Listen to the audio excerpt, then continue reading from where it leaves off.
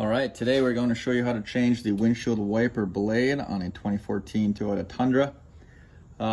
When you buy your wiper blades, one is shorter, one is longer. The shorter one should go on the passenger side. Okay, so that's the first one we'll change first. So to get started, lift up the windshield wiper blade here, and right in front of my thumb, there's a plastic little tab, okay, that you need to pinch with your index finger and your thumb at the same time. And then once you pinch it, you're just going to pull the blade up and out, and be careful to set the arm down so you don't crack your windshield. But these are the tabs that I was talking about. And now here is what the new one will do. We're going to pinch these two to slide it down into the windshield wiper. And then there's a little notch that needs to hook into this hole right there. Okay, so take the plastic coating off of the windshield wiper blade.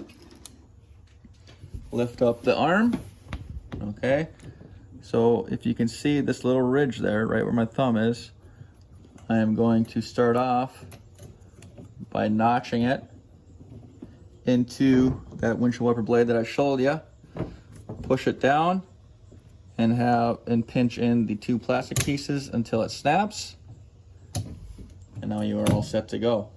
All right, let's walk you over and see if we can do the other side here real quick. See if I can do it a little closer one-handed. Okay, so again, you're going to pinch right where the thumb is, and I'm going to set you down here real quick. Slide it out. Down safely. See if you saw that. Okay, there again. This plastic coating has already been taken off.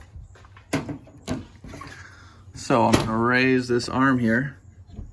Okay, get you a little closer.